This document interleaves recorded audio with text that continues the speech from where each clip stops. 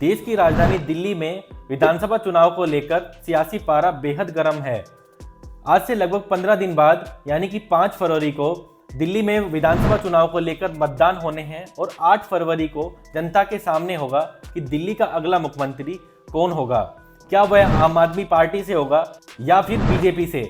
इन्हीं सभी सवालों के बीच देश के सबसे चर्चित सट्टा बाजार यानी कि फरोदी के सट्टा बाजार और देश की सबसे प्रसिद्ध सर्वे एजेंसी यानी कि सी वोटर ने अपने ताजा अनुमान जारी कर दिए हैं। उन्होंने अपने अनुमानों के आधार पर बताया है कि दिल्ली विधानसभा चुनाव के परिणाम क्या हो सकते हैं।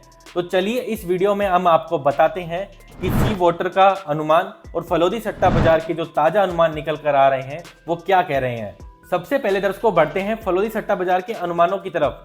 तो फलोदी सट्टा बाजार के बारे में हम आपको बता दें, फलोदी सट्टा बाजार काफी चर्चित सट्टा बाजार है और जब जब देश में चुनाव होता है, चाहे फिर वो लोकसभा चुनाव हो या फिर राज्यों का चुनाव हो, ये सट्टा बाजार बेहद ही चर्चित रहता है क्योंकि यह अपने सटीक अनुमानों के लिए जाना जाता है। दिल्ली की अगर बात की जाए दर्शकों, तो दिल्ली में 70 विधानसभा सीटें हैं और किसी भी पार्टी को सरकार बनाने के लिए 36 सीटें अनिवार्य होती हैं। तो दर्शकों वापस बढ़ते हैं फलोदी सट्टा बाजार के अनुमानों की तरफ। तो फलोदी सट्टा बाजार ने 2 अनुमान जारी किए हैं। पहला आज से 15 दिन पहले जारी किए थे और एक अनुमान आज से 1 दिन पहले ही जारी किए हैं। सबसे पहले जो पहले के अनुमान थे वो जान लेते हैं। पहले के अनुमानों के अनुसार आम आदमी पार्टी को 37 से लेकर 39 सीटें मिल सकती हैं। वहीं अगर बीजेपी की बात की जाए तो बीजेपी को 31 से लेकर 33 सीटें मिल सकती हैं और कांग्रेस के खाते में 3 सीटें जाते हुए फलोदी का सट्टा बाजार बता रहा था।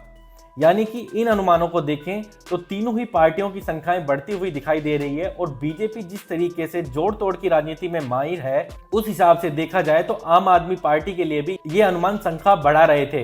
लेकिन जो ताजा अनुमान निकल कर आए हैं उसमें बीजेपी और कांग्रेस दोनों की संख्या बढ़ गई है।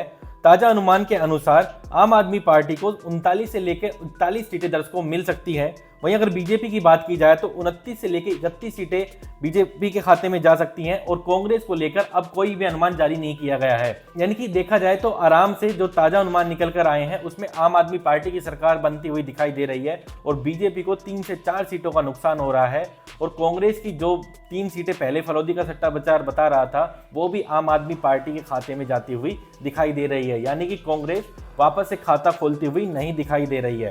यदि फलोदी सट्टा बाजार के ताजा अनुमानों को माने, वापस से तीसरी बार दिल्ली में आम आदमी पार्टी की सरकार बनते हुई दिखाई दे रही है। इसके इतर अगर सी वोटर के सर्वे की तरफ दर्शकों हम बढ़ें तो सी वोटर के 2 सर्वे किए गए थे। पहला था एक 6 जनवरी को और दूसरा सर्वे था 15 जनवरी को।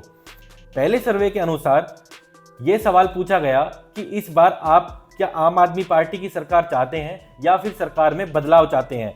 तो जो 6 जनवरी को सर्वे किया गया था तो वहां पर 49% लोगों ने ये बोला हम आम आदमी पार्टी की सरकार चाहते हैं और 46% लोगों ने ये कहा कि हम सरकार में बदलाव चाहते हैं। यानी कि कड़ी टक्कर देखने को मिल रही है। वहीं अगर जो 15 जनवरी को जो पोल किया गया उसके जो अनुमान जारी किए गए हैं उसके अनुसार जब लोगों से पूछा गया तो 51% लोगों ने वापस से बोला कि वापस से वो आम आदमी पार्टी की सरकार चाहते हैं और 49% लोगों ने यह बोला कि इस बार वो सरकार में बदलाव चाहते हैं। यानी कहीं ना कहीं सी वोटर के अनुमानों में भी आम आदमी पार्टी को बढ़त मिलती हुई साफ साफ दिखाई दे रही है। लेकिन देखने वाली बात है कि चाहे वो फलोदी का सट्टा बाजार हो या फिर सी वोटर का सर्वे, दोनों में ही बीजेपी और आम आदमी पार्टी के बीच दिल्ली में कड़ी टक्कर देखने को मिल रही है। यह चुनाव पहले 2 चुनाव जैसा नहीं है। बीजेपी काफी आगे पहले 2 चुनाव से दिखाई दे रही है।